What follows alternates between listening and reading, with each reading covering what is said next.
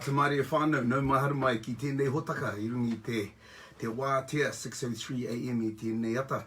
I roto I te whare I tēnei wā, te tangata rongonui o te ao pūhoro, Denis Hepi.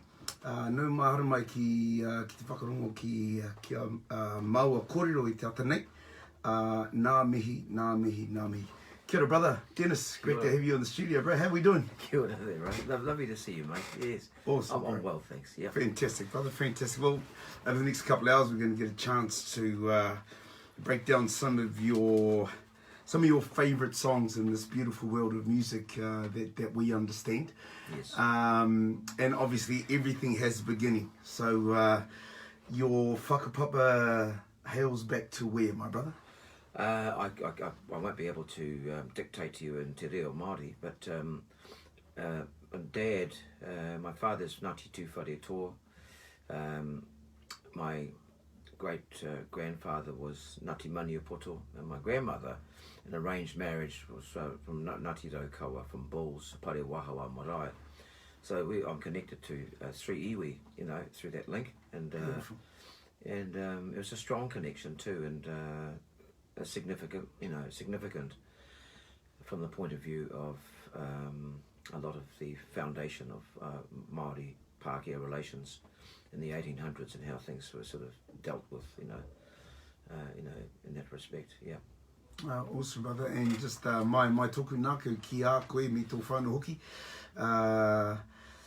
Te haerenga o tō papa ki te whiturangi tia. He was a beautiful man, just on behalf of me and my whānau, bro, to you and your whānau. Very sad losing your dad, who was he was a magic man. Yeah, and Dad, he was 88 years of age. He'd lived a full life, and we were proud of our father. He was, I think in his last 10 years you would have seen, Ray, that we hung out together. We had developed a close relationship, father and son. I'm actually the eldest of four. And my dad, like a lot of Māori who grew up in rural New Zealand, Aotearoa, they went to the cities, they went to schools, colleges. Dad was at Hato Petera. In fact, I think he would have been the last remaining old boy, the oldest old boy from the school. And he was in a class along with his contemporaries. The two that were close to him, because they were in the top three academically, were Ranganui Walker and Ralph Hotere. And so my dad, he mixed in good company, and he, I think in later years, of course, he kept in touch with the old boys, and they would meet at various hui. And then, just speaking of my father, in his last years before he retired, he was Director of Māori Affairs there in Ponsonby, and John Tamere was his lawyer with Pauline Kingi. They worked alongside, each other, so he was part of that setup there. And he set up the whakapapa for our hapu of Ngāti Tamonga as part of Ngāti Tū Whare Toa. And quite a sort of prolific piece of work, because he really researched it well, and so he was tūturu Māori in that respect, and real keeping that tradition alive. I'm glad, sort of slowly, looking through a lot of the stuff he's done. And in respect to our father, who passed in August, it was during the COVID thing, and it was difficult. And I think you were part of the journey too, Ray, and you would have seen, and like many families who'd lost loved ones, it was difficult addressing with the whole issue, and waiting for the tangi to proceed, and with loved ones living abroad, that was another difficult part of the journey too, not having them here.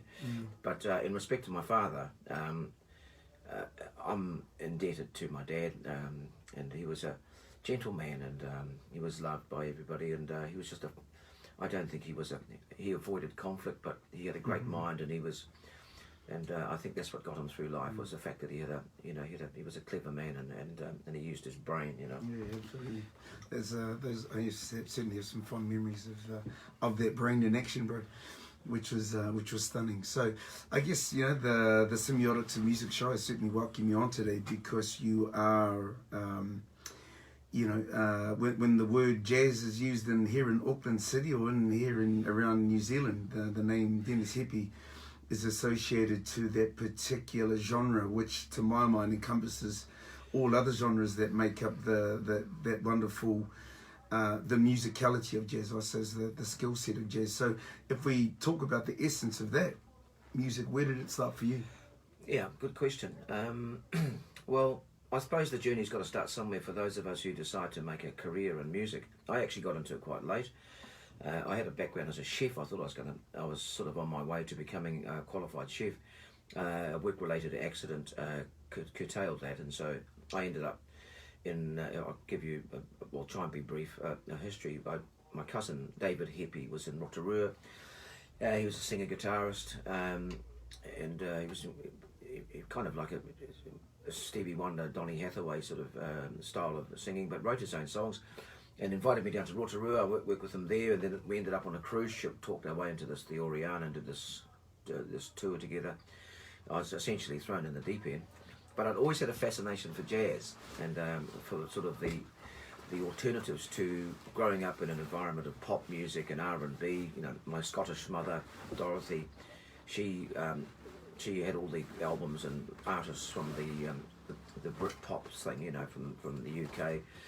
And Dad had Sam Cooke and Brooke Benton and stuff. And I can actually, my earliest memory was Mangakino, probably late 50s, early 60s. And I remember hearing Brooke Benton. And then Dad's sat playing Sam Cooke on this Gold Branson record player. And so there was, although my parents weren't musicians, that term, as you say, musicality was rich in the household. So I was given the opportunity by the material and the resources that we had, and the fact that my parents loved to listen to music. So I'm sure that journey is shared by others, you know. Mm-hmm. And then, so where did I guess, if you know, I would surmise, I suppose, to say now that you know, with all those types of all those other kinds of music and all those other kinds of artists, when did jazz kind of take its hold of you? Well, good question. I sort of looked at, you know, well, you sort of go to nightclubs and you hear bands and you follow groups around and stuff, and the jazz thing, I just thought, well, the standard 4/4, 3/4 chord arrangement, 1/4/5 of pop songs I thought it was limited, you know.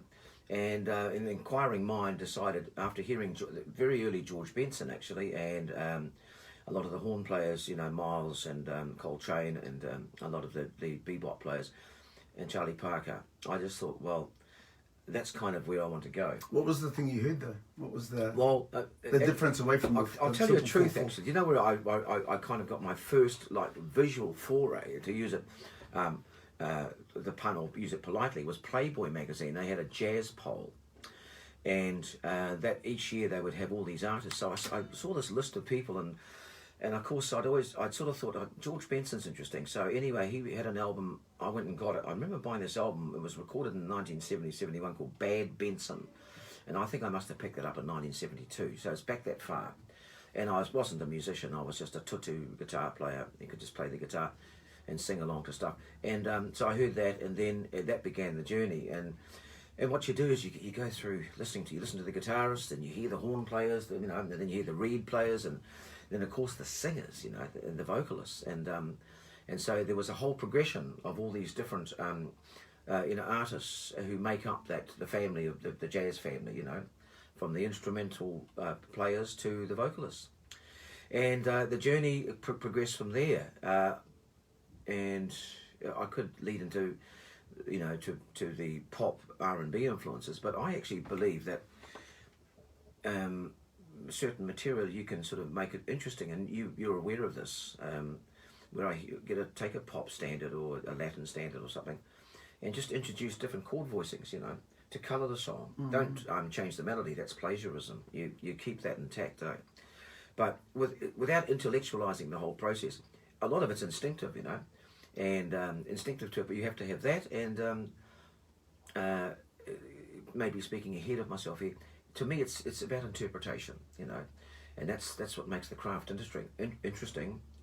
And I think jazz fits that bill. Does it? If you line up genres next to each other, so if you've got your country, you've got your rock, you've got your R&B, you've got reggae, all those genres, in my mind, does the jazz go across? Does jazz sit across all of that? I think there's if you look at the roots of it, it actually essentially came out of the blues, the blues tradition, and it was across a lot of genres have spawned subgenres, and we know that for a fact. And there's numerous music sort of styles and particular movements that have stemmed essentially from the blues right through into jazz, into popular music, R&B and stuff.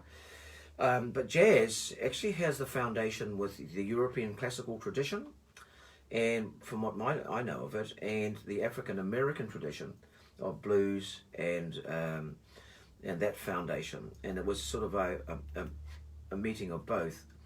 And these bold, fearless artists interpreted the standards of the day from the 30s and 40s, the Cole Porters, the writers, the Gershwins, the Sammy Kahn, all these great songwriters wrote beautiful chords, and the jazz musicians were bold and particularly Miles and them. They just did their own interpretation of essentially what was pop music of the day, the jazz classics, Yeah, nice. But that's an area I think sort of other of our contemporaries in the business who you and I work with would have done studies and they've got degrees in it. But I know this from just exploring it on my own, that you have to find what the whakapapa was, what the foundation was, and where it came from. And if you don't do that, then you've missed out on essentially what the groundwork is, and you have to have that behind it.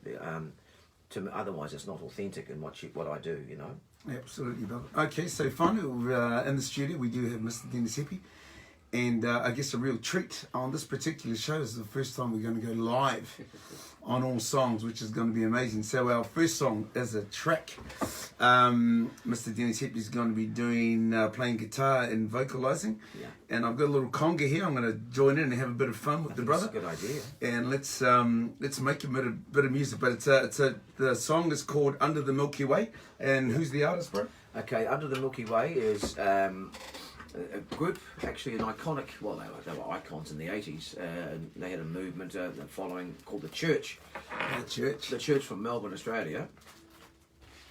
And I'm just looking here, and The Church released that song Under the Milky Way. What I think is important, and what I find was interesting, is that I'd heard this song and I thought I could sort of change the progression of it, the chord progression, and I could put sort of a Latin feel behind it, or sort of like a Afro-Cuban type feel, or if you want to call it that. Nice. And but what we'll do it in a bossa style. So I'm just trying to, I have to, of course, recalling the lyrics is another important part of the journey, but I'm sure I can do it, So yeah, bear with me, because I actually had another chart open for a different arrangement, but we'll try this. All good, brother.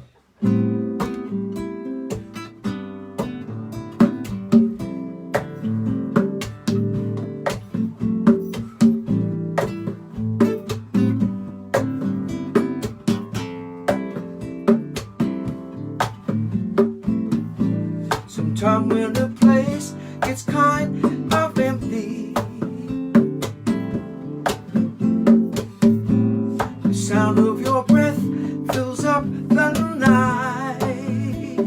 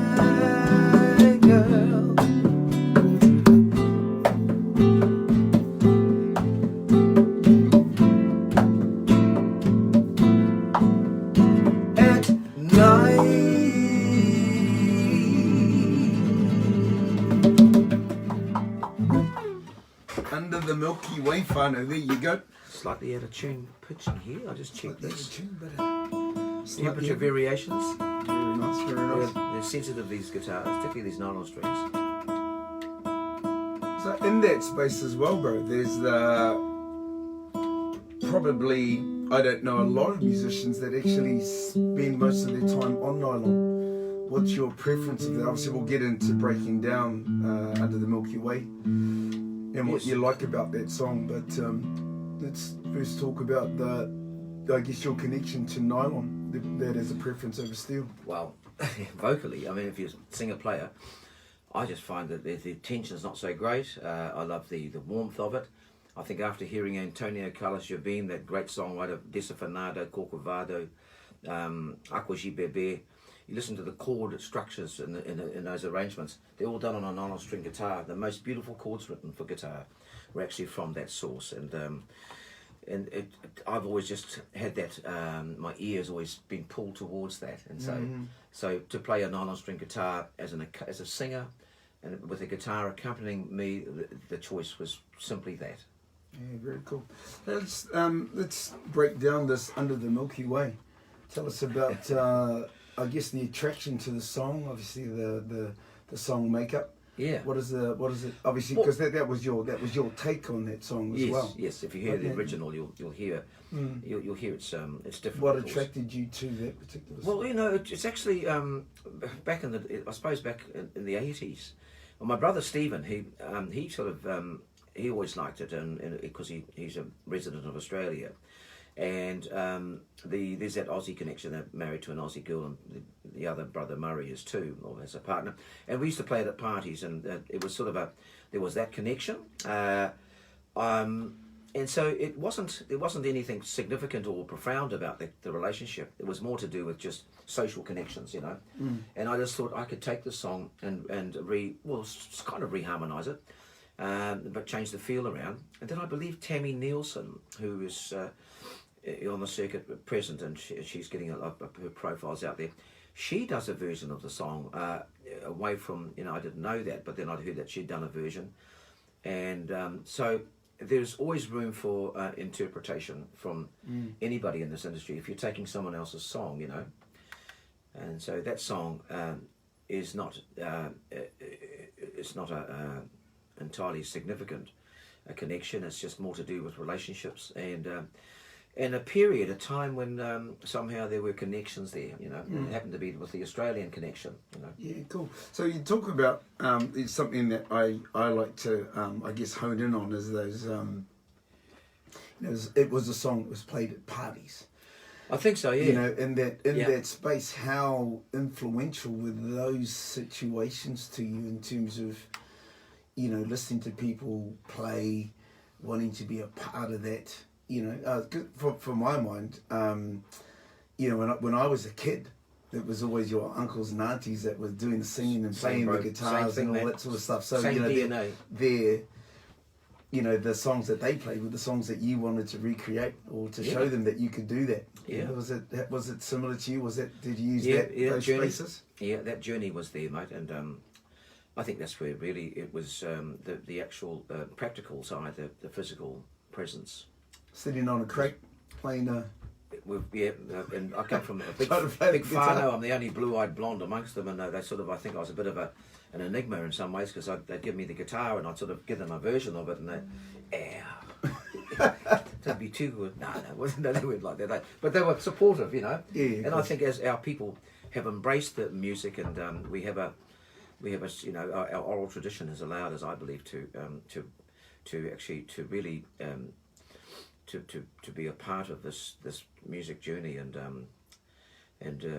wherever you go throughout the motu, there are numerous family connections with you know, with music, and we've really got we really have a healthy, you know, industry that built around that, I believe, you know, and stuff. So it was that. It came from that source, and although more, I think, in later life, I found that the Rene Gaia stuff was on that scene, heading in the right direction. And so I could always play the right chords there. I thought, I heard these fellas play it at parties, and they do other artist songs, and I used to hear it, and I go, harmonically, that's wrong, you know. and I didn't. I said, well, there's one thing to get away with. I said, but just try this approach, eh? And by the end of the day, they were hugging me, giving me a beer, you know, because it was a transformation, you know, because the ears couldn't hear it, because of the lack of knowledge, really. That's all it was. So let's just before you wrap that song up, what was the chord progression that you're using in Under the Milky Way, and how did you embellish that design? Were you playing the same chords, or did you? I think that I'm just, if what I know of the original, it was like an A minor. If we say in the key of C or A minor, then it would go from an A minor to D, which is the in this case the 5 chord. So the whole song would progress along that pathway. What I did, I just got the A minor, doubled up with a G in the bass, and went to an F. Whereas the traditional, what I'm aware, the standard progression was just an A minor, a D, and maybe the E. But I was actually doing a descending thing, eh? And I'd always arrive back at the G, you know. I'd use an F with a G in the bass, F major 7. I probably needed to write some notes down to sort of be more specific about this course construction, but you can essentially get the picture. So do you find that the descending structure that is that your own? In some ways it is. I kind of made it my own. Yeah, because that's kind of what I hear. Because when you hear it in there, it leads you, doesn't it? It helps to create another flow to the song. You know. I mean, if I played it like here's. Sometime when this place gets kind of empty. There's the F, the G, and then back to the A minor. Well, I'm going. Da, da, da, da, da, da. I'm still playing the G, other than the D chord, the D9, A minor 7. Da da da da. I go da da da da. Instead of da da da. Right, and it's a progression to F da da D. And I like a suspended chord here, or the F over G, and chuck those little bass riffs in it, because it's, you know, just as an accompanying thing and an addition, you know, make it sound interesting. It's got to be interesting, bro. It's got to be interesting. Okay, so Whānau, in the studio we do have a very good friend, Mr. Denis Hepi. We're into our second waiata of the day is a song called Bop Licity. Oh yes, yeah. Let's get into this, brother. Let's lay this puppy down and then we'll have a chat about it. Eh? Absolutely, and I think you can actually play that sort of swing groove, can't you? I'm pretty sure you play the guitar, bro. And I know. I think I've heard you play with some of the monsters, and that might have been in your repertoire. Monsters, you know.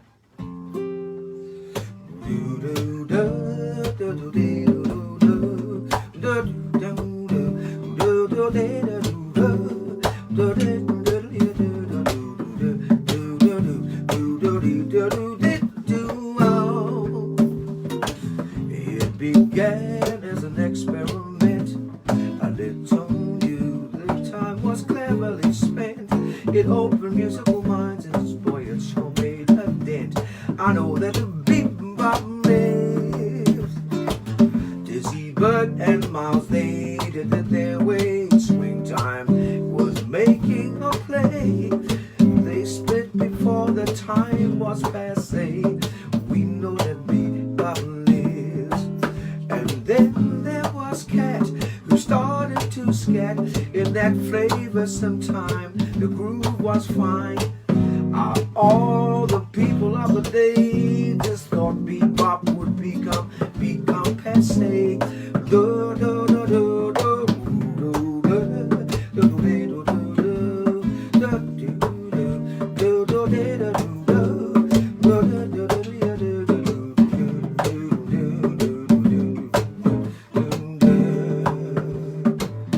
The second and third generation that's growing, all those flatted fifths have already knowing. Like Coco, don't forget for night in Tunisia, we know that bebop lives. All I know, the sound of music was going around and round. Like I said, I know this before. I know that bebop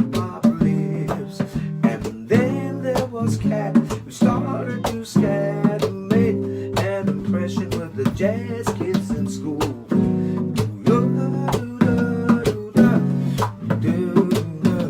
The hot from the cold.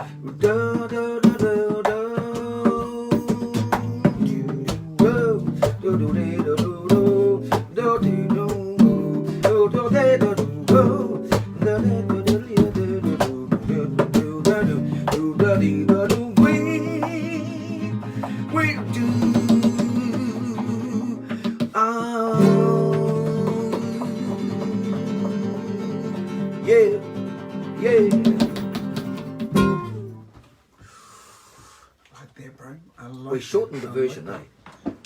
Shortened the version. Yeah. So great song, absolutely great song, written and performed by originally. Well, it was a standard, and I think Charlie Parker, or one of the bebop players, was playing it as an instrumental. Now this will lead into another sort of piece of conversation. Mark Murphy did a version of that. Mark Murphy was an American jazz singer who finally got his recognition in 1996-97 in Downbeat magazine as Vocalist of the Year. He was a singer who was a favourite amongst Frank Sinatra, Lou Rawls. Many acknowledged him because he was an interpreter of songs. He would make them his own. He would take these standards alongside Lambert, Hendricks and Ross. There was certain arrangements he'd work on, and he'd put the lyrics to them, and then give a song some, give it add something to it vocally, whereas it might have been an instrumental. So Mark was, I did a workshop with him at Stanford University in 1992, and at the time I was getting into my jazz. I was a singer at the London Bar, and I'd had a residency there and working with these great musicians of the day, Andy Brown, Frank Gibson, probably more John Berryman actually at that time, the drummer who was the drummer for the late Phil Broadhurst, who passed recently. Wonderful pianist. Yes, you'd know who Phil was. And so we had I had access to all these incredible session players. Kim Patterson, the trumpet player who's still alive, the late the guitarist who played with the Mighty Show bands, but he was a jazz player, he was an incredible player. And sorry, his name escapes me, but anyway, there was an array of these people on there. And Bop Licity was a song from Mark Murphy and from his song. Sounds like an incredible man. Incredible man, Irish American, big guy. Had an amazing voice, and he had almost, if you listen to him, if I could give a definition or define his tone, it was like a cross between Engelbert Humperdinck or Tom Jones. With a bit of JR in there, Johnny Rolls, and then you add sort of like a Mel Torme on top of it. So there was a mixture of voices, and man, yes, and he could phrase though, and just knowledge, a piece of knowledge for your listeners. Who was the bebop singer? There was Cat Anderson, and the other bebop singer Eddie Jefferson, and Eddie Jefferson was the influence on a lot of these jazz singers of the day who decided to scat, doing the scatting thing. So he was a pioneer, really. Oh, wow. And so there was all these influences in that particular school of music, So you mentioned a workshop at Stanford. Yeah. And when you're so what did you cover? What did you do? What did you do in that space? What did you do during the workshop? Obviously, if you would have paid thousands of dollars, you're giving it away free at this particular time. But what were the things that you covered that really help you to grow from the person that stepped into the course to when you finished it? Yeah, I think what was interesting, Ray, was that at the time I was singing at the London Bar, the course came up and it was suggested by the Phil Broadhurst, and there was a Denis, maybe you want to go and meet your hero, because I was talking a lot about Mark Murphy at the time, and he had an album out called September Ballads, a beautiful album, and so I had a bit of air points, and I'd done a bit of travel with Janet, my partner. She was an itinerant traveller. She's travelled a hell of a lot, in fact, and of course, she could manage to. But so I'd used that, and I went over to the States. I was there for about 2 weeks, and it was on the campus there, and incredible, what a tradition. You can see the American colleges and the greats, the Harvards and that place and all the other famous schools. So I was actually on campus, staying in the oldest part of the campus, and I met some interesting musicians on that bloody journey, because they were taking courses, and they were doing their workshop too. And there was the Tootie Heath, the Heath brothers, and anybody knows jazz would know who they were. I met Tootie, had a jam with him.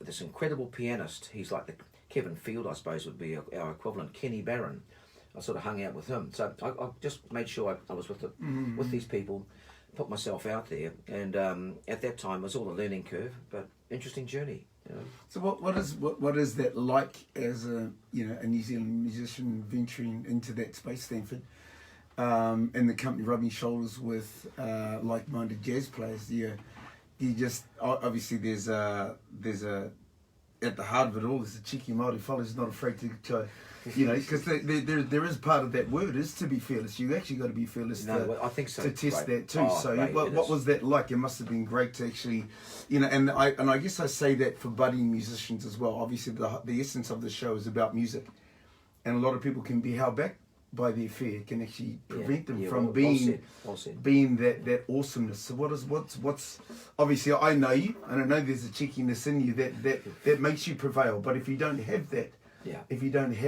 then you probably won't progress past the norm. Yeah, no, exactly. And you either look. There's the two pathways I think you can take in this business if you are a professional or you decide to take it up full time. You can be a covers artist. Faithfully reproduce the songs of the artist that you're interpreting. Otherwise, you can also become a tribute act and follow a specific band or a singer. My belief is, and it has been since this whole jazz thing came into the business, is to interpret songs and make them your own. And I've turned it into, I'll use this term politely, an art form. It's part of what I do, and it requires a certain amount of fearlessness. You have to be bold, because it's never the same way twice. A lot of the times, although the structure's intact, it's just that I'd be too bored to sort of just do things, and be that covers type sort of player. So on that course, if I remember properly, there were it was international. There was people from all over the world there, representing different countries. So it was unique. And I probably had an advantage because I also played an instrument, whereas most of them were just singers. So I could actually play the guitar. So I had a guitar not too dissimilar to the one that I've got here, and I took it to the course and played it and sang. So what was his teaching style? Did he play instrument to teach, or did he just? No. Well, he had other teachers facilitating with him. Madeline Eastman, Bay Area, San Francisco Bay Area vocalist. She was on the course. A lot of the Bay Area jazz musicians were there too, incredible players. I mean, these cats are... So there was a good support team that would be backing us when we sang. In fact, on one of the songs, the lessons that we did, Frank Sinatra's pianist, I forgot his name, he was in there. He's an older gentleman. So we had a pedigree of really fascinating and truly talented American musicians, Yeah, because I guess they were a major influence for all of us. The way that we would hear jazz. Yeah. Was there an equivalent in your mind? Was there in New Zealand, or were there New Zealand equivalents to those outside of the reproduction? Yeah, were there any of our people that were singing in that style? Yeah. Well, writing original to be competitive. I suppose across that flavour. Yeah, well, I suppose in comparison, I think if I was talking about vocalists, Ricky May was kind of like, he was one of the closest we got to that in that style, away from the Māori show bands of the day, So there was Ricky May, there was, and I need to put my thinking cap on here, there was the Mavis Rivers, the Samoan singer. In respect to writing and arranging, not so much Māori. It was more a sort of a legacy of the universities and the jazz musicians, who were predominantly European, But then in saying that, I recall Dad saying that there was a pianist in Wellington from Matamata, from round that way, Ronnie Smith. And the Smith brothers, and Gilbert was his brother. He was a drummer in Rotorua when I did my time, And so we had people like him, drummer Billy Nuku from Napier Hastings, who played with a whole array of bands, was in that particular mould. There's a list there. I never really compiled a list of these people, but going on my head, I can name you a few. Yeah. No, fantastic. Well, I guess that's what it's. That's the industry, I suppose, isn't it? When you're coming across all the people that are playing in that space. So is with Mark Murphy, is he still? Mark Murphy passed about 7 odd years ago. I'm at a guess. Madeline Eastman came out here, who facilitated on that course. Roger Fox hosted her. Oh, wow. And she came in with the guitarist Bruce Foreman, who is an incredible player. And I hosted a hui at Janet's home. And Bruce Foreman, the guitarist, was there. Bruce was there, and Madeline. And I got Percy Robinson to come in. Oh, awesome. And I invited all these musicians who were playing around the town at the time to actually come in and meet these people. And then Billy Nuku was living with us at the time and had his drum kit there. And the drummer on this recording, September Ballads, Mark Murphy, check it out. Great song, a great album. He was there too, so he went and played the drums at Janet's place. Wow. So we had our opportunity to host these people when they came here through Roger Fox, you know. Yeah, and obviously on that spot, I know that there's a whole host of people, I should say worldwide, or world famous celebrities that you've rubbed shoulders with over the years, and we will get into that. Okay, fun. We're going to get into our third song today. It's a song entitled "Crazy." Crazy, yeah. So we'll perform the song, then we'll break down and get a great insight from a wonderful musician in studio today on the Semiotics of Music show on Radio Wātea 603 AM, Mr. Denis Hepi. Just get the lead out of the way, get the microphone set up. There we go.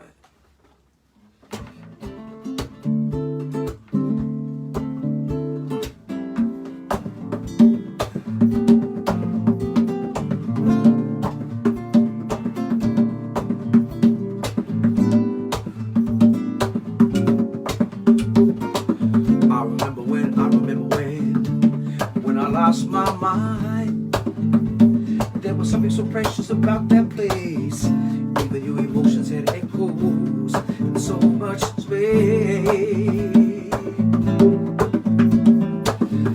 When you're out there without care, I was out of touch. But it wasn't because I didn't know enough. I just knew, I knew too much. Does that make me crazy? Does that make me crazy? Does that make me crazy? Probably. And I hope that you are having the time of your life. But think twice. That's my only advice. Come on now, who do you think you are? Oh, bless your soul. You think you're really in control? Oh, well, I think that you're crazy. I think that you're crazy. I think you're crazy, just like me. My hero had a heart to lose his life out on a limb. And I remember thinking one day I want to be like him. Ever since I was that little boy, it was all a little fun. Oh, and it's no coincidence. I've come and I can try, knowing I'm not crazy. Then maybe you're crazy. You're probably crazy. me too. I think that you're crazy. Oh, maybe we're crazy. You're probably crazy. Oh, it's true. Maybe I'm crazy.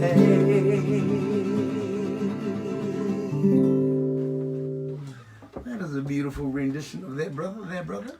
What is it about that song that lights the fire? Good question.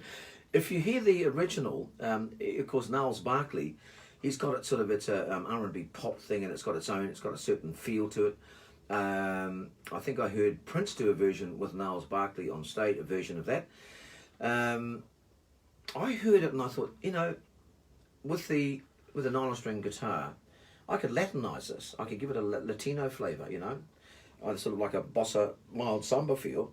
And so what I essentially did was just take that song and give it that feel. Working with Miguel Fuentes, percussionist from Puerto Rico, he shored it up by adding a certain little feels in there, and not unlike what you're doing too, Ray. So I thought the song could be reinterpreted. So how was it? How was it, and what did you change? Well, I essentially changed the the groove around, and I just have to sort of try and recall how the you would know how the original goes. What in the process of actually reharmonizing or changing certain elements of the song, I also add in interesting chords that are relative to the structure anyway of the song. And so nice open chords, Yeah, take us through that. No, it was D minor 7th, F major 9, the G over the top, da, da, da, da, da, and then this B flat major 9, Nice. B flat major 9 6, and then the turnaround chord, A7 sharp 5, and then the beautiful chord, D11. Just like a suspender. Just lends itself to all that. I mean, I could put these other things, these diminished things in. So that's kind of essentially it, I mean, yes. So how do you in that design or that utilization of those diminished chords, they are going linkages between what part of the what I'm phrase doing is they're kind of moving up in octaves of sorts, because there's only sort of like 3 standard diminished chords. Whatever else you do apart from that, you're just sort of climbing up. But I think the foundation root notes are there, right? And they all contain the same notes, except in a different position. So that's play that again. Play those okay. those 3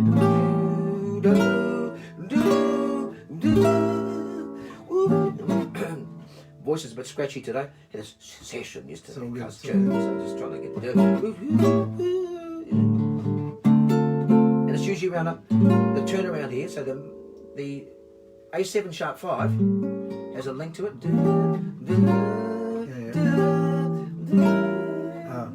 That sets you off in your octave. Yeah, it does. And so you can hear it. Nice. And it's quite basic, because I think most instrumentalists, chordal instrument players, pianists and guitarists mightn't know the science of this or mightn't know the rudiments, but they certainly can hear the sound. And I can attend most gigs and I can sit down with the guitarist and they'll know straight up. They kind of pick up on it, Sure. Just nobody showed them the pathway, that's all. And so that, I guess that's an interesting knowledge base to have, is that you're listening to something. Yeah. And they may not have taken this. So that knowledge, affair, may not have given them, or they may not have been able to recognise the opportunity for that octave, the octaveness in it, or the arrangement, flavour, the colour. Yeah. What are your thoughts? I think there's probably lack of recognition too, because they either haven't investigated it, or else they, to be honest with you, they can't hear it, really can't hear where these things. But in saying that, I think we're informed enough now, and music has become such a subject, from the karaoke thing through to the idol shows. People have actually heard the nuance and picked up on the nuances and the terminology. And so they use them in everyday conversation. So there's an informed public because we've informed them. We've made it our duty to inform them about how this process works. And I like that. It's a beautiful segue, young man. Beautiful segue into something that I like to talk a lot about on the show, and that's voice quality. So your knowledge of voice, obviously you have a great voice and you're able to vocally voice the chords that you play, which is a major part of that fearlessness as well. Yeah. Share with us your knowledge. Where does your knowledge of voice come from, and what's your mode of operandum when it comes to vocal performance? What is the thing that you go to? You know, Ray, I actually haven't. I don't sort of. I haven't immersed myself into this intellectually, and a lot of it's intuitiveness. It's usually looking at the themes that exist within this realm, and I've just taken it and made it my own. Awesome. Whereas our contemporaries that we work with, Dr. Kevin Field and Dr. Ollie Holland, they have actually studied the science, you know, and I allow them to fill up those spaces. But I have enough information to make the journey interesting for them, so we can share the same language. It's the same as looking at a chart. Sure. All you're doing is looking at the map up there, so everybody else can share in reading that map, you know. And that's what the reading music is, and that came late into the piece anyway. I mean, I just had good ears, and I could actually hear a song and literally play it back. Well, that's a nice point to talk about as well. Something that I advocate in a very strong sense too is the instrument, the human voice instrument, all starts with the ear. So how did you develop? Good question. You know, how did you develop your hearing ability? What do you listen to? What do you specifically try to listen to? I think in the present, you know, in current to the present day, you know, I embrace the whole industry. I love hip hop. I love the way it's been incorporated into the jazz, into the crossover thing. You know, subgenres and everything else. I mean, Tom Scott, you know, young man, who got New Zealand, hip hop Artist of the Year, and I did some recordings of them on his very early stuff, guitar. I added some sort of funky rhythm guitars on a nylon string guitar, with an old microphone and stuff, and they used it, and it was 2 tracks in particular. And I remember going to the pie cart in town, and they were playing it in there, and I said, "That's my guitar on there." This was the white lady back in the day, And I said, "That's Tom Scott." I says, and these fellas, they loved him, and they had a following, So, and that's Peter's Spoy, our bro Peter. Scott, yeah. So in respect to the music, having a relationship, try and embrace everything. Miles, if he was alive now, he'd have hip hop artists on there, he'd have all sorts, mate, you know, right across the board, but usually the cool ones, you know. And we come out of that school. I'm out of the 70s, out of the funk, the R&B. It's a continuation of that. That is a continue and a progression. Very cool. So when you do talk about funk, you do talk about that as an influence. It kind of permeates. So when I'm hearing some of those diminished chords playing, they happen in that timing. Who were some of the people that influenced you in that funk space? Oh, in that funk space, Earth, Wind and Fire to start with, you know. If you want to get into the bands, the big bands, and they had the horn brass arrangements. There's Kool and the Gang, because more pop driven. Fatback Band, Ohio Players, and then of course the bass players themselves. You know, James Jamerson Jr., who played on those early recordings in the 60s. The foundation came from there, and then Chuck Rainey was sort of followed him afterwards. Will Lee was the other bass player. More so bass players. There was Larry Graham, you know, and of course Bootsy Collins, you know, and all that legacy up to the present day. Marcus Miller, you know, and Jaco Pastorius, you know, who's sort of like the fretless bass. So I could rattle off a list to you, bro. You know, and people know who these musicians know who these particular artists are. Where did Stevie play a part in his? Stevie Wonder? Did he play a part? Oh, hell yeah. Well, it actually, my dad had Stevie Wonder albums back in the early 60s, you know, in the 60s. And I think the journey began there. But when he was a baby himself, he would have been a baby. Possibly. Hey. Yeah, and he was just coming out of Motown, you know, for once in my life, you know. And so it covered all those songs. And they were embraced, all that stuff was embraced here. Our people took to Stevie Wonder, mate. Oh, absolutely. It was like he was a missing brother, you know. Yeah, I think it's the way that he's certainly got he's got a massive hold. I think in terms of influence, we had our mutual friend Mr. Ryan Munga was in here talking about the power of Stevie's superstition that sort of helped to solidify his love of rhythm and drums. Yeah, well, why not? And all those bits and pieces, which makes up. But I guess it's part of that rhythm, isn't it? It's part of that rhythm that kind of resonates with us to want to kind of recreate. Oh, Stevie's body of work, all those different albums, the elements differed on each album. I think they did, and I remember I was surfer. I was living at Whangamata Beach, long hair, sort of ring in my ear and stuff. I remember hitchhiking to Auckland, going to Direction Records in High Street, and getting the Inner Visions album, and I loved that album, mate. And I think the journey was influenced prior, with the family stuff. Very cool, yeah. And so that's raises an interesting point. The days of quality, music of days of old, the records. Yeah. I've just purchased a record player just lately, and there's nothing like those little scratches. Just as the song's about to come in, and just takes you back to childhood. It does. It's when you heard all those. It's primal. Just that beautiful quality that they that those songs gave off, which is absolutely fantastic when you're a lover of music the way that we are. Yeah. Well, fun. We're in the studio. We've got Mr. Denis Hepi, who's sharing a collection of his favourite songs on the Semiotics of Music show. A big thank you to Maine's, the Southern Institute of Technology, for sponsoring our show today. We're going to head off now to the news, sport and weather on the Semiotics of Radio show right here on Radio Wātea 6:03 AM. Kia ora. Sweet. So that just shapes up shape when we go, and then do we do another set or something? Yeah, we got a whole another hour, bro. Oh, okay. Yeah, time is flowing. Bali. Just going to say I'll leave this young fella and then we'll get into the next hour.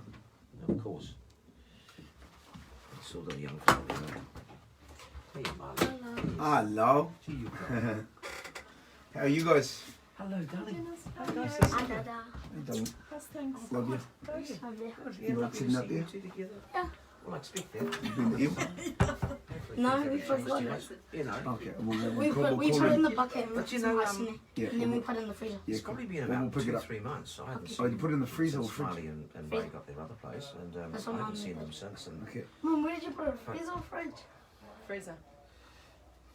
Okay. What was the price today? That's right. All right. I only put it in until we were going to go, and then we forgot to take it out. Like, I only put it in there for 5 minutes. Okay. You're taller. Yeah. You're taller. So have you gonna probably growing, shooting up, eh? Okay, so you just sitting there. Are you taking off him, or what are you doing? Yeah, I'm taking cool. off. So when you drop, what time will you drop them off? Is he not staying at my tonight now? No, I am. Okay. No one communicated that to me. Oh, that's what I thought we talked about yesterday. No, you said you were going for a boil up and then he was coming back. No, I thought he was going to stay. Yeah, up to you. No, I was going ahead tonight. Okay. Just tell me what songs we're going to do next. Yeah, no, so you've got Give Me the Night. Can you take yeah. Give Me the Night. Yeah. So Mum, take the out of the freezer and put it. Yeah, just leave it out, and then we'll come and get it after we do the boil up. Keep it in the fridge. Yeah, just keep it in the fridge. Yeah. Yeah, so we got Give Me the Night, Can We Talk, and then The Way You Make Me Feel. Unless you're going to change something up. No. Okay, that's all right. Can we talk? Marley, you want one of these? Yeah. Okay. Yeah, bro. Dennis? I'm good, thanks, Ray. No, I might have a water, just for talking. Plus, as I said, I hit it yesterday. Maybe jump out and grab one now, bro. I want to grab a water, yeah. See you later. Take a couple of those. You can go sit in there with Lonely Tail. You want to do this? No, I'm good. Thank you. Can I find this one? No, I'm recording. I'm recording the show so we can go to Facebook. That's right. Leave that open. It's going to go talk.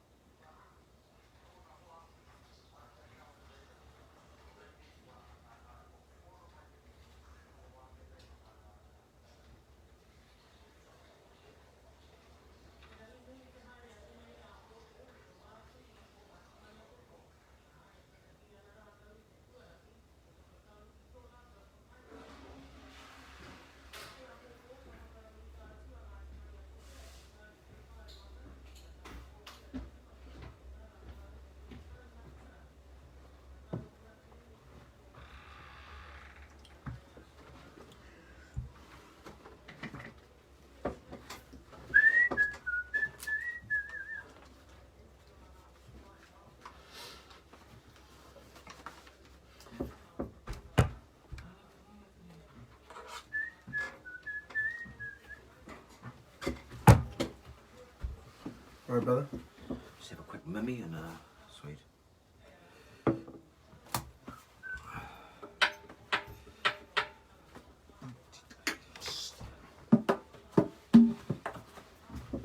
Thank you for joining us today, Whānau. Appreciate your company.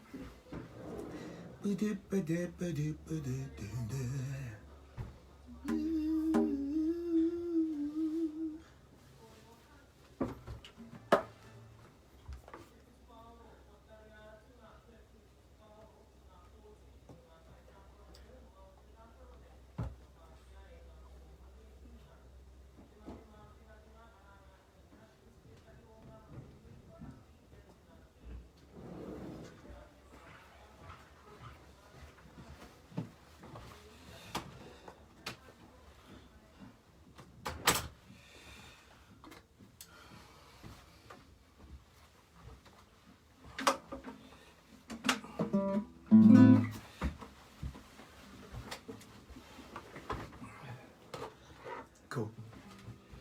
Hold on, right. Just Oh, good, bro. tune Good, this.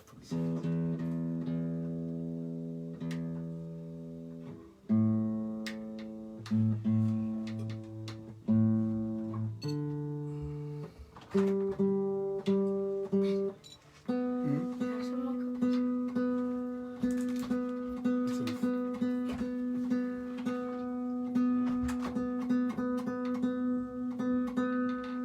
What's going on?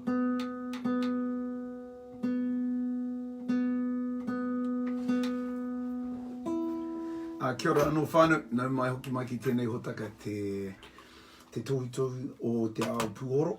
I roto I te whare I tēnei wa te tangata rongonui o te ao pūhoro, Denis Hepi. I tai mai ania ki te kōrero, ki te waiata tana ngā waiata, tana waiata ātāhua o Rekarawatu o te Nākau, me te Wairua hoki.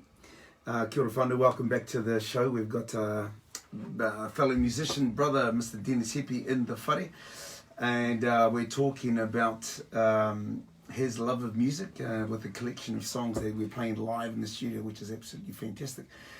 And we were talking about some of the influences of prior to the break, Denis, with artists that have really, really inspired you. And I knew that one of the things, because of the life that you've led with the beautiful Janet and traveling around the world, tell us, share some of the stories with about some of the people that you've met, some of the international artists that you've got to spend time with, spend time with and share time with, that come from the world of music that we love. Yes, Ray. If you've got an hour, I could probably relay a whole lot of stuff. We got a whole hour, bro. We got a whole hour. Well, we have actually, but I'll just kind of timeline it and just be specific. But I was fortunate through Janet. She was friends of B.B. King, the late B.B. King, and her relationship goes back to Israel. She lived there in the 70s. She's, of course, being Jewish, she resided there. B.B. King had an accident, and so she looked after him for a couple of days. He recuperated in her apartment.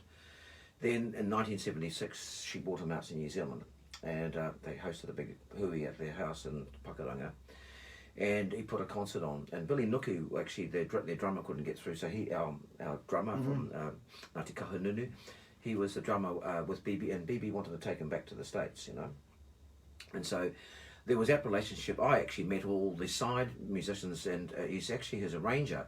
I took him nightclubbing here in Auckland to Cause Celebre, meet all Nathan Hayes and all the drinkers and smokers and the hardcore. I never got him to meet all the bros. I should have taken him east side or south side, But apart from all of that, so I took him out on that journey, and the members of the band, I travelled through the southern states of America in a Greyhound bus for 3 days. And so we experienced the different southern states of the deep south, so to speak. On that journey, that was interesting because I listened to all these singers. Janet wanted to try and find artists we could bring to New Zealand. What year was it?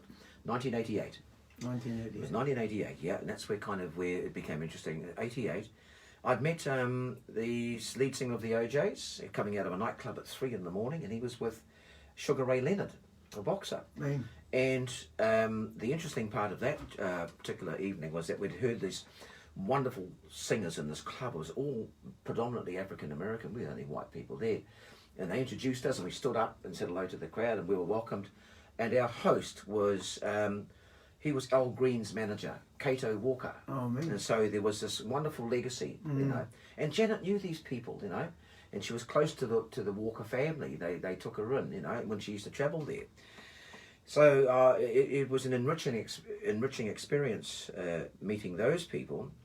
In later years, I'd just going forward a number of years to the 90s, I got to know Lou Rawls, the singer, very well, and Janet and I got to know him well enough where we could actually ring him on his own phone, and he'd come and pick us up in his Lincoln town car, and we'd go to dinner. And so in 97, the following year, this is 90, I'm just going forward a bit here. 97, I took my dad to the States, and my dad met Lou Rawls, and they got on together like really well. And that was a fascinating journey because he picked us up in his Lincoln town car, went back to his home. It's in a gated community called Hancock Park Estate, and they're all African American artists, musicians, and sports stars. His next door neighbour was Muhammad Ali, and he went to the fence to call out to him, called out Muhammad, and he wasn't home. He said he's in Kentucky, and that's a true story. So, if you want to talk about experiences, and that was something that kind of enriched me. Oh yes, going back to '88, I met one of my heroes, George Duke, the pianist, and he was with singer Al Jarreau, and they were about to go on tour to Japan.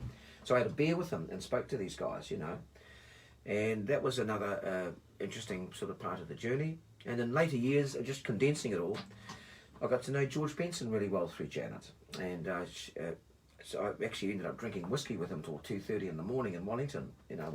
What are some of the defining characteristics of these icons that kind of struck you? Well, they don't mince words. I think they get a sense of who you are, whether or not you know there's authenticity perhaps in my in what I'm having to, and I don't.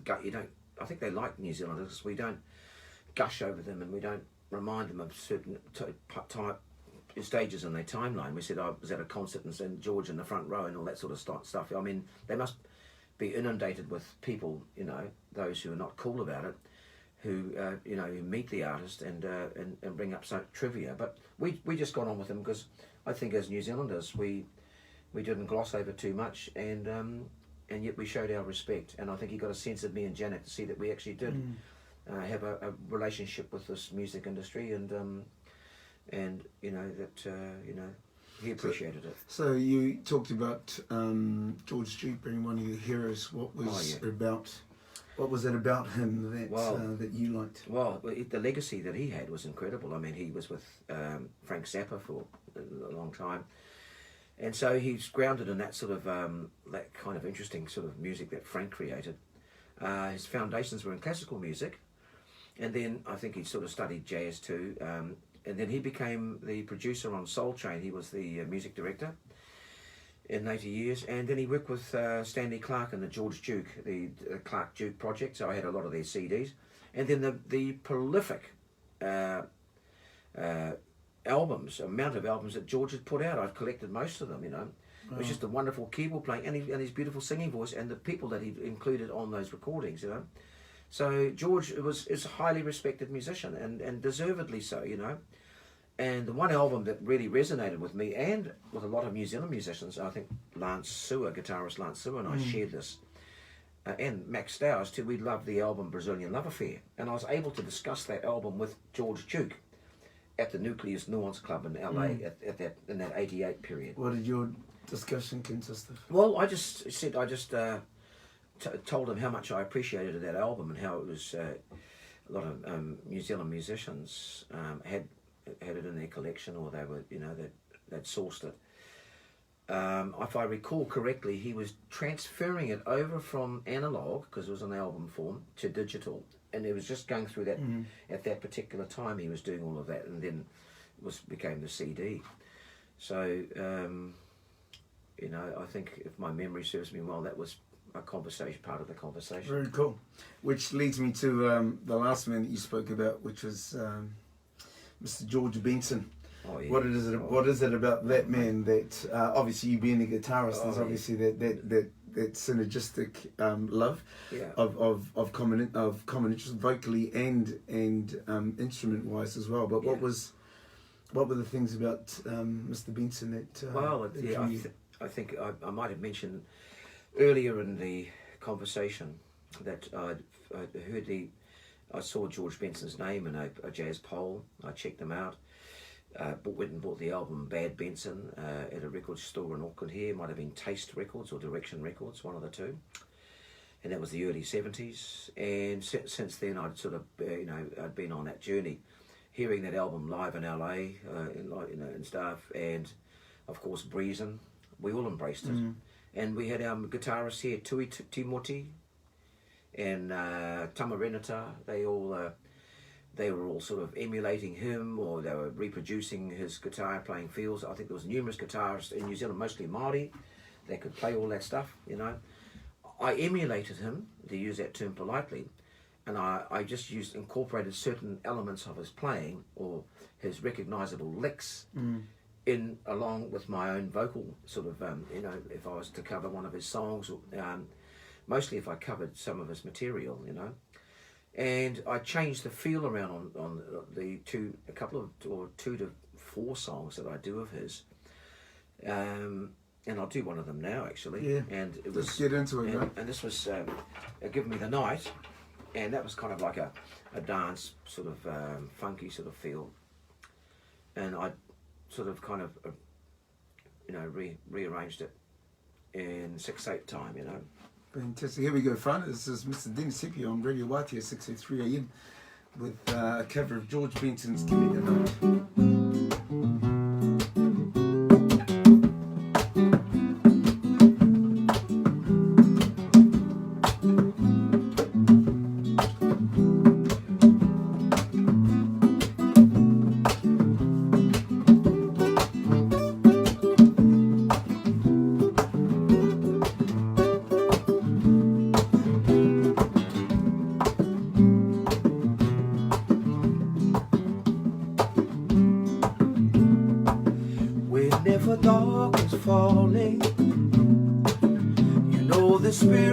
The party starts to come alive till the day is dawning.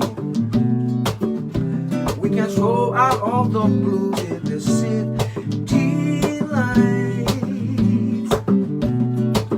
All the music's in the air, lots of love everywhere. Music in the air, lots of loving everywhere. The music's in the air, lots of loving everywhere. So give me the night.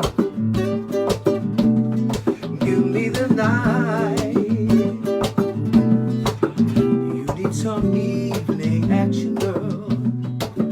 Our place to dine, a glass of wine, a little late romance. It's the same attraction. We see the people of the world coming out to dance. Girl, 'cause the music's in the air, lots of loving everywhere. Music in your ears, lots of love everywhere. Music in the air, lots of loving everywhere. Give me the night. Give me the night. Take it to the bridge. Come on out tonight. We can be lovers on the ride to paradise. If it feels alright, we can be lovers, 'cause I see that starlight look in your eyes. Don't you know we can fly if we stay together? We feel the spirit of the people lifting us higher. We'll be dancing to the morning light.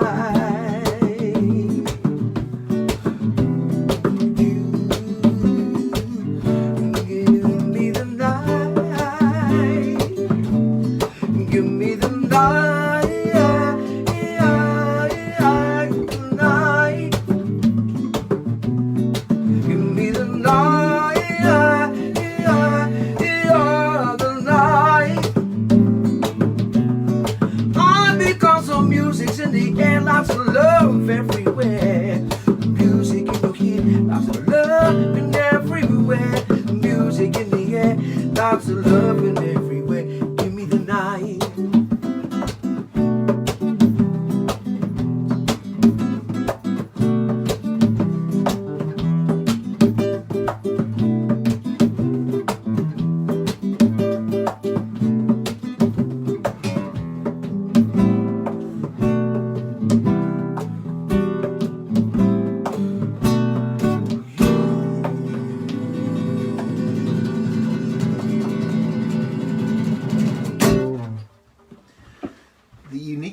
The uniqueness of Mr. Denis Hepi with his cover of "Give Me That Night." What did that song? I remember when it first came out. What did that song do to you musically? It got me on the dance floor. Dance floor. Very Man, cool. I was on that dance floor chair. So your arrangement of that song, where do you go? What do you change to make it your own in that feel? Essentially, it's just the actual. It's probably the time signature in it, eh? Whereas with Straight Ahead was, I think, the original something along those lines. All I did was just change the feel. 6 8 1 2 3 4 5 6 1 2 3 4 5 6.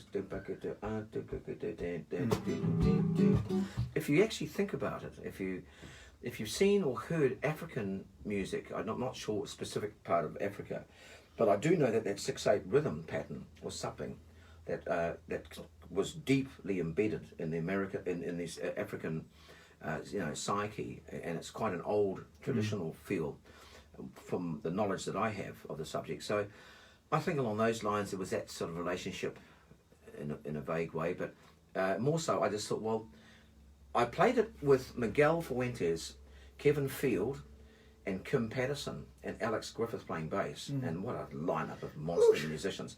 And mate, those guys took that feel and just owned it. Sure. And so ever since I then, can hear. I got goosebumps. I threw it at them, and they just took it. And Kevin just turned it inside out and sort of gave me the upside down version and the back to front. We are referring to the legend, the Dr. Mr. Kevin Field, who's a lecturer at Auckland University, who has an amazing understanding of music. Definitely. And I look forward to having that young man in the studio talking about music as well. Yes, look, it'd be lovely for Kevin to be actually aired, and for our people to actually hear these truly gifted masters of the craft. I think that's the way, for my mind, it's the best way to describe him, the magic of his interpretation. Definitely, which is pretty special. So, like you say, George Benson was a massive influence on New Zealand artists. He is, I heard stories when I was a kid that he had like his hands were insured for millions of dollars. Probably. The same way that other artists have insured their legs and their bodies and all that. I think Liberace it was insured massively too. So that those artists who took themselves seriously would make sure that was part of the arrangement. I think a lot of the artists that have endured also had good business brains, and so they made sure that they had the right bloody legal team there, and they had all the accountants weren't sharking them. What is your knowledge and take on that? Because there's a few people, there's people that I know within the industry that really don't understand the business side of this thing that we're involved with. It's such an important, whether that's part of that fair element or whether it's just a lack of knowledge. The talk of the business talk is part and parcel and shouldn't. Well, I'm sure that's be fearful. Yeah, I'm sure that's part of what you're doing. I'm aware that you are part of the mains program. I think a lot of the learning institutes that specialise in the arts and the music, I think it's part of the curriculum. I think the way that the mains has their program organised is around equipping you for the industry. Be it on stage, be it the production of your music to get it on stage, be the management, royalties and all those bits and pieces, and how to do all that sort of stuff, so that you're robust or that you're well-rounded in your. I agree. In your, Well, that was never a present, that facility, because, it's understandable. Apart from, say, you had Ryan Munga, you said in here, and Ali Jar must have been able to have that those affairs looked after, because they've endured, And I'm sure that they they had an insight into that. And I think a lot of the other artists that have endured, if you looked at their backgrounds, they probably did, they did their homework, you know, and their due diligence, as they call it, you know. So I know we played "Give Me the Night" from George Benson for you. Obviously, must have been an important song of one of the 6 that you've selected to play today. Yes, of course. But what were some of the other Benson songs that really kind of resonate? Obviously, we talked about "Breezing," which was an instrumental that every budding guitarist wanted to be able to show their skill sets. Heaps of Māoris out there could rattle that song off, bro. They practice in their bedroom for ages, you know. I never took that stance of probably because I wanted to be slightly, I didn't want to see myself sort of running with mainstream. Sure. So I just find songs that, because I'm a vocalist, I could sort of, you know, incorporate into my repertoire. And so I never played the predictable arrangements that were popular at the time, including Breezing, you know. But there was that song, "Are We Really Happy Here?" This lonely game. What's that? You know, Masquerade. Masquerade. It was a beautiful song, written by Leon Russell or somebody like that. But the other song that I liked, there was "Love Times Love," you know. And that was sort of like a funky sort of a groove, you know, sort of that sort of feel. I kind of gave it a sort of what I'd call a sort of a derivative of a reggae view.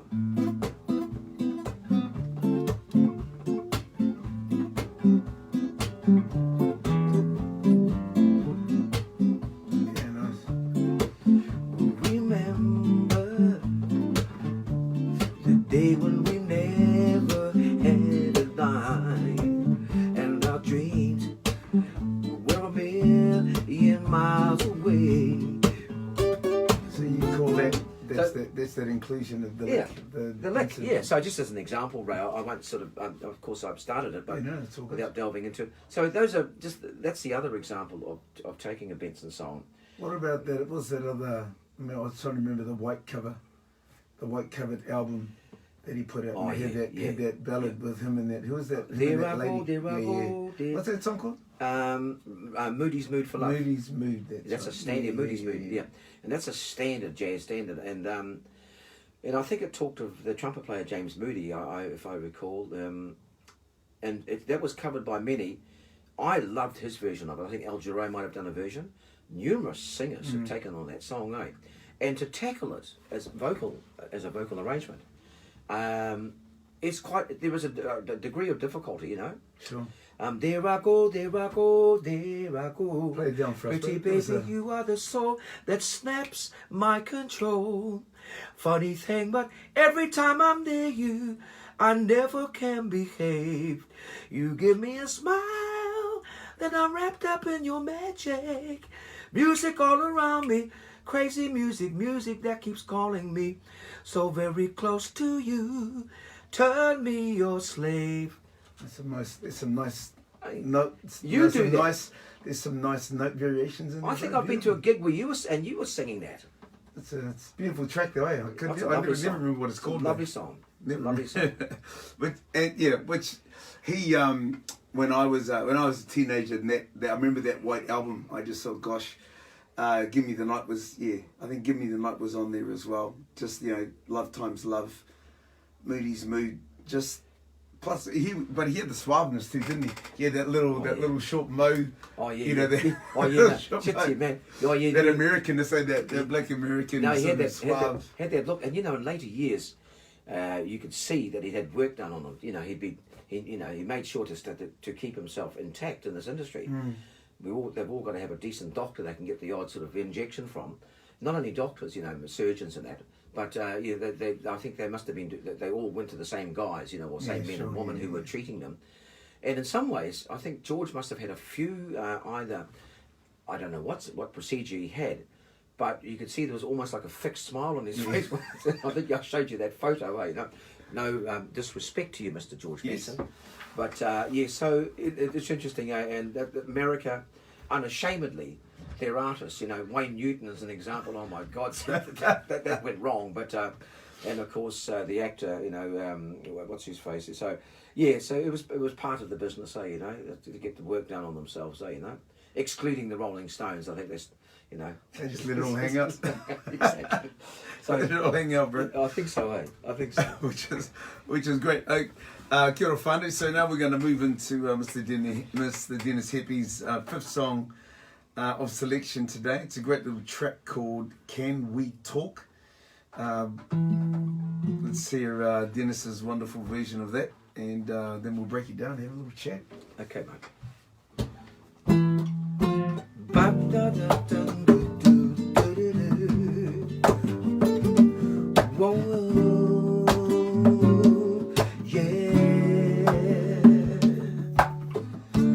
Last night I saw you standing. I started pretending I knew you and you knew me too. And just like that Ronnie, you were too shy. But you were the only one, 'cause so was I. And I've dreamed of you ever since. Now I built up my confidence. Girl, next time you come my way, I'll know just what to say. Can we talk for a minute? Girl, I want to know your name. Can we talk for a minute? Girl, I want to know your name.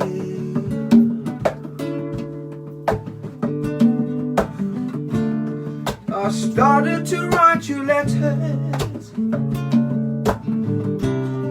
but I wanted to be more clever. I want to get down and sweet talk you.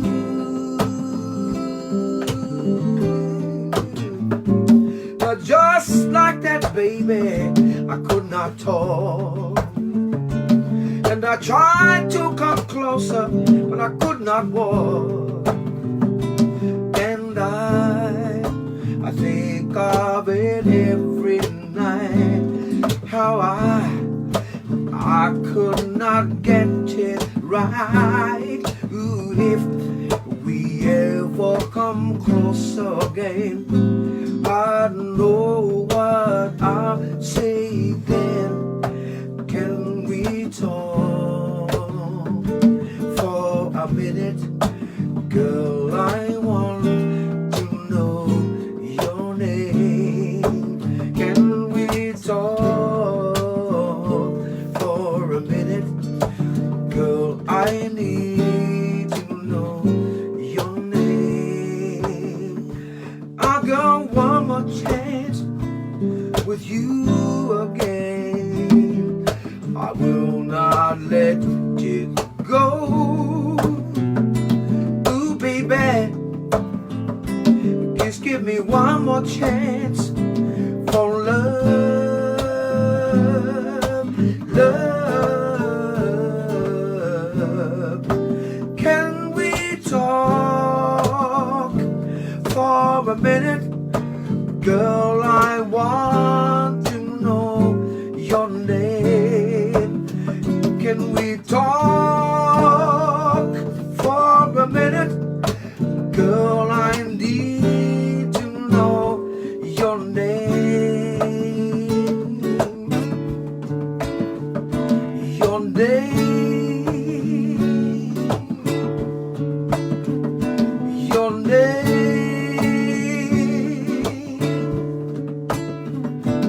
Your name.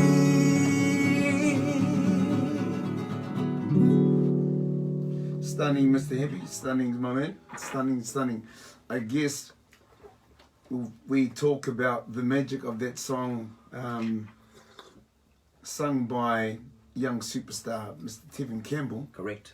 Yep. When we do it in that light, it would be remiss of us not to discuss the magnitude of a man known as Mr. Quincy Jones. Q, y'all. Mr. Q. Quincy Jones. The Q. The Q. you know, Monster. just absolutely. When you talk about some of those, the legends, the Charlie Parkers, he was there. He was there from the beginning. Ray Charles, you know, What he the arranged- Stevies, all of that.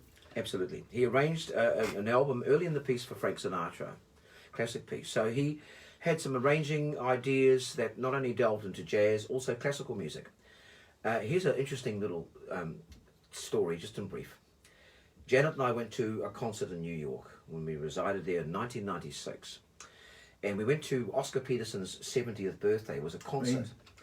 And I remember we were sitting in the crowd, and there's all these noted musicians, you know, sitting in there. The house lights come up, and two people along from Janet was, next to Janet was Nastasia Kinski and Quincy Jones. Nastasia was the Russian actress who was his girlfriend at the time. That's right. And so it was an incredibly small world, and that's about as close as I got to Quincy Jones. But away from that, the closest outside of playing, playing like that tons of songs that were, I mean, you know, that he was responsible for. Back on the block, and you know, and Juke Joint. I mean, those albums. I thrashed it when I was in England. I was travelling with Janet, and she was doing her importing. And I remember being in a taxi and I had a Walkmans or one of those devices, and I just thrashed the shit out of it till I got to the airport. I loved it. I was just like I was in rapture, right? Because of the arrangements, you know, the way he treated songs, you know. To me, Well, anyway. I think that, you know, that background that he had of, you know, writing orchestra pieces Exactly. gave him that orchestral arrangements here. gave him that skill set to be able to transfer that to. Because if you listen to everything that he's done, Michael Jackson, Tevin Campbell, it's all behind there. Even though it's a pop song, the arrangement is just so significant. The Off the Wall album, I think he might have produced that. It's his. It's his. He took- Oh look, it's man, him. I love that. Oh, It was their first album after Michael left the Jacksons. Yeah. It was his first. I think it was on the end of Quincy's The Oz. That's where it Was it? happened. So Oh, I Michael didn't- was the Michael was the scarecrow. in well, there. 77 I think it came out, and we loved that album, and it's thrashed it. And of course, I cover, you know, the Michael Jackson songs, and there again I've changed the feels and included a Latin feel, and you know, the way you make me feel, human nature, and of course, what was the other one?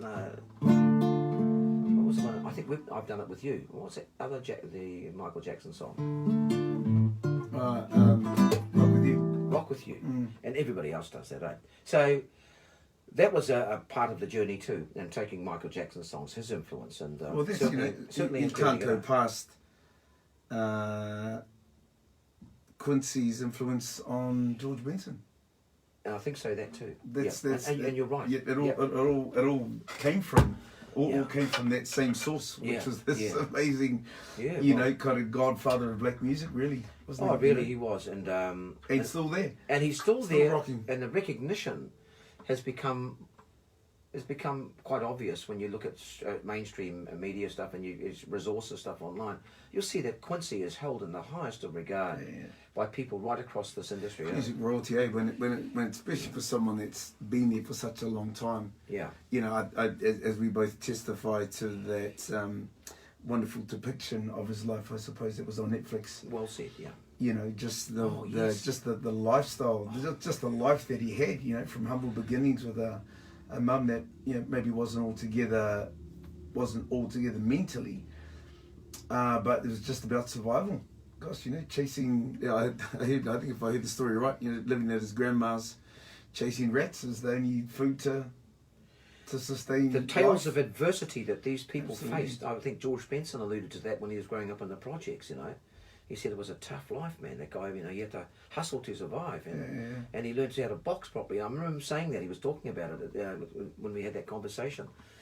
And so, these people, these artists who happened to mostly came out of the States, America, the legacy, that the tradition that America has given the world is a wonderful legacy. Let's not demonize a whole culture and a race because of the behaviour of one man. It's been brought into disrepute. I don't think the structure of America is that intact. You know, it's been destabilised. I personally feel that anyway, to an extent. But then again, it was on the cards. You know, every great country, every great leader, they have they go through a golden period. You know, and people appreciate their contribution. In this case, the arts. You know, And they gave us jazz, America, and let's not forget that. They gave us that art form called jazz. But they also gave us the artists that influenced most of us Māori here through the roots of R&B and soul music, you know? Absolutely. Well, I guess, you know, you've got that, there's also that connection, not I guess not directly from Quincy, but certainly part of his influence was that whole Motown, the whole Motown scene, you know, black and proudly black. Yeah. By design. Yeah. What were your thoughts on some of the music and musicians that came out of that particular label? I mean, there were so many different artists. Martha Reeves and the Vandellas, Stevie Wonder, Smokey Robinson. Jacksons, and of course the Jackson, the family, the Jacksons. I was in Detroit. I got a young student. I was staying in Ann Arbor, which is Michigan, next to us, about 20 minutes away. I got this young student from the university there. I got chatting with. He drove us in his old car, and I said, "Can we go to the Shrine, Motown?" And it's just two houses in a street, Studio A and Studio B, and there was nobody there. So I took black and white photos of it. But at least I'd found the place, and it was, and it had that's an influential, part of the journey for a lot of us people. Motown was a street, or was it just the name of the? Motown was the actual house itself. It was just a normal urban suburban street that happened to have these two places that Berry Gordy, I believe, bought them cheaply, and turned into Studio A and Studio B. You know, and the amount of body of work that came out of there was churning it out, you know. But there were other recording facilities too, Muscle Shoals Sounds in Alabama, you know. So there are other recording places. That famous line out of that Sweet Home Alabama, wasn't it? That's right. That's Muscle Shoals. Exactly. Yeah. That's right. And there's that, and there was other places, but I think the most famous, including, let's not forget Diana Ross and the Supremes. Yeah, I was going to say that, yeah. There was all these artists who had Shirelles. Well, Ray, and this is a good thing. It's interesting, the conversations you and I have had, is that how much information and knowledge you possess about the history, and it's interesting because you've had to correct me or at least remind me. Well, you know, just of some of that journey. It's just that's this thing that we love, I suppose, inside that industry, you know. Wonderful, Ray. Inside that industry, you know, especially with Smokey, you know. But like you say, they all had. You know, to my mind, I kind of hear parts of all of those things across everything that we love, everything that we play. What about these the days? movie Standing in the Shadows of Motown, and the best version of what's going on, Chaka Khan, I think, for me anyway. Yeah. Particularly that version, that performance she did on that, you know. I heard a sick, to coin a young phrase. I heard a very sick version of Michael McDonald the other day. That was insane. He started like on a note that was like 2 octaves above the starting note. He brought the whole song in that way, and I just thought, oh my gosh, and he fainted, bro. It was just, but you know, that's when you've got that skill set, you've got that vocal capacity. I'm glad you chose him as part of the conversation, because what can we say about Michael McDonald? You know, what an incredible singer. You know, he's the white black, or the black guy with the white, you know, or the white guy with that, you know. Especially when you look back on the stuff that he was making with the Doobie Brothers. The Doobies, you know, and there was this, you know, all those songs like Minute by Minute, all the stuff just they done way back then that kind of doesn't get equaled these days, eh? With you know, the Doobies, he certainly sort of, he certainly put them on the map in that respect. I think people set up and took notice, you know, even though they developed the following early in the piece. I think also he's toured with Steely Dan, and he was prolific in the studio with a lot of session work that he done. You can see it, you know, you can see examples of it. I remember travelling out to our journey in the States, going to Atlantic City, New Jersey, and it's a casino town, and we happened to stay we went to a concert there. It was at the Trump Towers, and it was Ringo Starr's All-Star Band. And he had a hell of a lineup of people, and I've got them in my head here, but just the actual billboards, what you see when you travelled into the actual resort itself. Steely Dan with Michael McDonald, the Eagles and such as that. The Doobie Brothers, all those acts were playing there, mate. But I remember seeing that Steely Dan and Michael McDonald, and Boz Scaggs was on tour with the Doobie Brothers. I thought, shit, what a lineup. Wow, that would have been. So did you catch the concert? I went to the went to the Ringo Starr All-Star Band concert with Janet and Aniva Hansen, a lawyer from Auckland, friend of ours. And in that band lineup, because Sheila E. was playing the other drums. One of the vocalists was the lead vocalist for the Average White Band from Glasgow, Scotland. You know, Hamish Stewart, and he took lead vocals. Rod Argent from the band Argent was a singer. Richard Marks was another singer on there, and that incredible musician. He was an albino. Edgar Winter played tenor sax. Singing Edgar Winter, right? And man, it was what a deadly lineup. It was the most enjoyable show, and that was a highlight of concerts. Very cool. I was just going to ask I think the year that you said was like kind of 88, that when you're doing the tour. Yeah, through there. It was the first journey really. It started there. It was 88, the first real journey in the States. Was there? Did you bear witness to the racial tension? Good question, Ray. A very good question. Yes, we did. Especially if you're on a bus with B.B. King heading down south. What were they? How were they treated? Interesting that you asked that, because I remember we were on the bus and we pulled into. It was in. I'm trying to remember. It might have been in Mississippi State. We stopped there at a bus stop and we picked up African American, black people there, family, and they had Kentucky Fried Chicken. They came on board and sat down, and of course, but the two white bus drivers, I say white, with a hint to that, they turned the air conditioning right down. It was so cold, everybody was freezing, and these guys, I could see they were laughing up the front, and so there was elements of not only so BB was the black people who happened to be travelling on that bus at the same time. Oh, right. But you got a sense of all of that in your transactions in various places and people you met, And America's such a contradiction. It's so vast. Each state is like its own country. That's the way I perceived it, But in respect to tolerances and intolerances, that's been sadly the legacy of American settlement. Yeah, that's what I just thought I'd ask about you if you be witness. Oh yeah, I certainly did. Right, I certainly did. In fact, what I did, I went up and told the drivers, "Can you turn the air conditioning, back to? Can you warm it up?" And they didn't. And so Janet said, "Can you go back and tell them the second time?" And I just said, "Look, everybody, I can see everybody's freezing here." I had to ask them twice, And they were good old boys, Yeah, sure.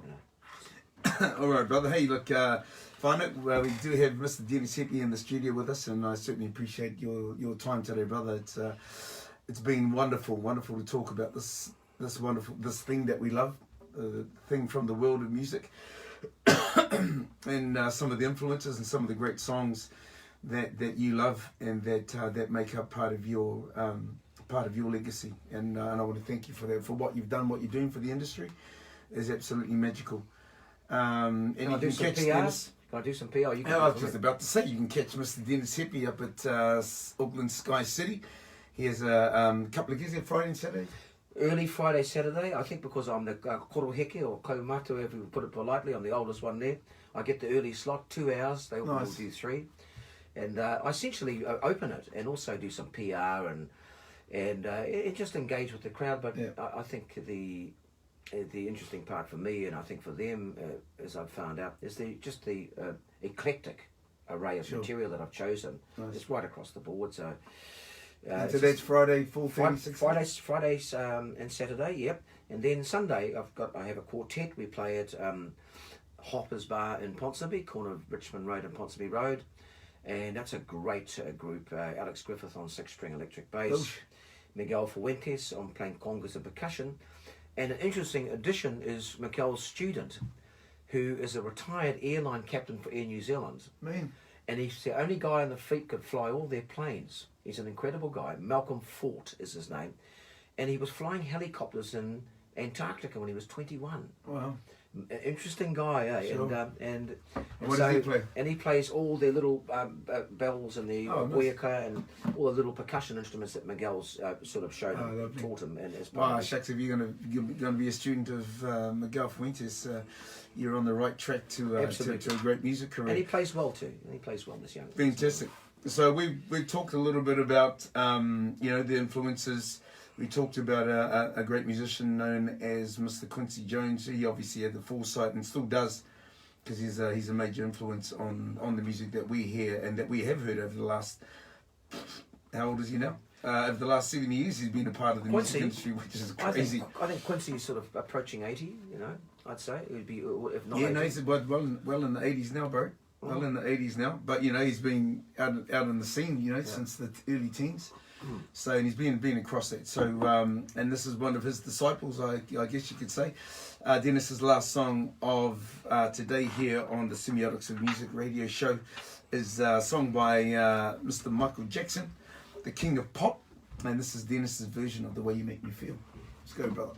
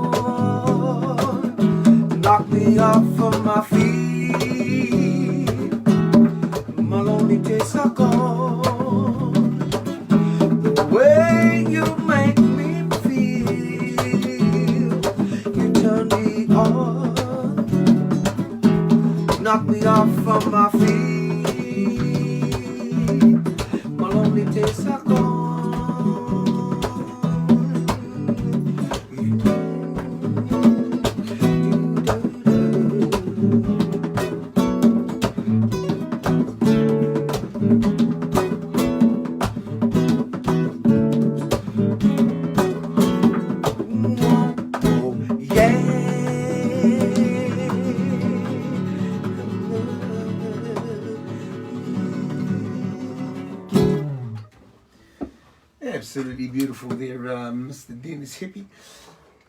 Obviously, an interesting man.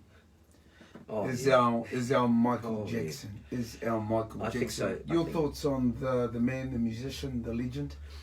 Good. Yeah. Well, that's a quite an all-encompassing question. If we delve into sort of the history of let's look at the enriched part of the journey that I think what I know of is that he was I think he was schooled by what I know by Diana Ross, and so he was put through the steps there. Obviously the talent was apparent. He could dance, he could sing. Taken out of that Jackson 5, the band itself.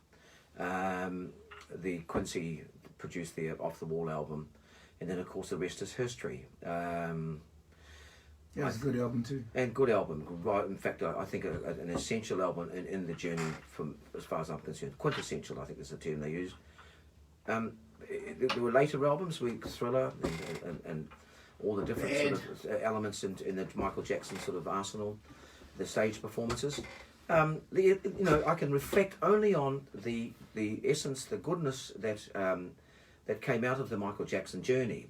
There are historical issues here that kind of disrupt that, you know, that legacy, that legacy, and we know that. I think it's well documented. But in respect to his journey, Michael, yes, and of course loved, embraced by many, and many aspiring singer, dancer, emulated, copied, you know, and so he was a force. I suppose he was the boy and Prince was the man. You know, if I was to look at that in that respect, I could use it. What are some of Michael's enduring songs for you?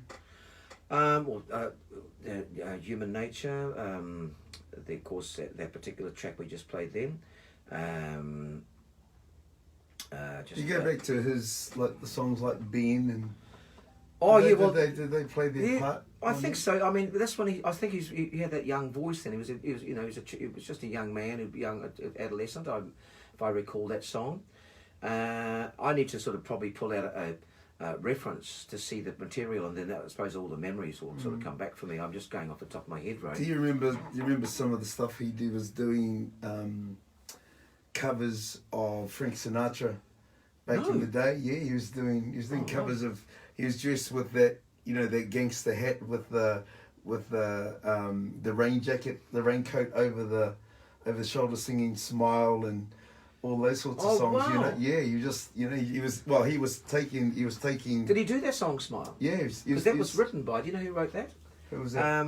Who actually wrote it was Charlie Chaplin, the actor. That's right, Charlie Chaplin. That's quite I do remember that. Yes. Yeah. But yeah, so he did a whole. He did a whole album from the American Songbook. Yeah. Late American of Jay Stanford. He went back and did all those just because those are the people that influenced him. Good on him. Well, that's the respect. Stunning, eh? That's a stunning, all right, and I think you know, if those artists who go on that journey and pay a tribute to the foundation of their own music, the legacy that they've inherited, then that is truly the artist. You know, you know, at his best. I think to pay tribute to all those people by either putting out an album or a concert of some form, it speaks highly of the. Although he might have been guided by sort of by people in his PR, you know, camp and stuff. I think he made some good choices in respect to album material, you know, and stuff. Well, when it comes to making good musical choices, brother, I'm going to turn the focus back on you, and I thank you for your contribution to this beautiful world of magic that we magic and music that we play, and thank you for sharing your thoughts on the 6 songs that are your wonderful renditions live in studio. The first artist to go live on all 6 songs, which is really, really fantastic. Don't forget you can catch Denis up at Sky City on Fridays and Saturdays between 4:30 and 6 p.m. as the early starters, other entertainment. But Denis gets you warmed up and get you in the right place. And then the Hoppers Bar, which is on the corner of Richmond Road and Ponsonby Road in Auckland City. There was some musical giants, other musical giants that he rubs shoulders with on a weekly basis. Sundays, what time are you there Sundays, bro? Sundays from 5 till 8 p.m. Sundays from 5 till 8. Fantastic. So on behalf of me, brother, and Radio Wate, ngā mihi aroha ki a koe I tēnei rā, te rangatira, nau mai, haru mai anō, ki tēnei wāhi o Wātea, ngā mihi mō tō waiata me tō whakaro o te ao pūhoro An honour to spend some time with you today, brother. How motor wehi there, brother. Kia ora, You my did it bro. well. Kia ora, Thank my you bro. very So, much. thank you, whānau, for listening in on Facebook as well. Going to hand you back to the top of the hours, the news, sport, and weather here on Radio Wātea 6:03 a.m. Kia ora. Well done, Ray. Shit, well done. Awesome, brother. You did it well, bro. You know?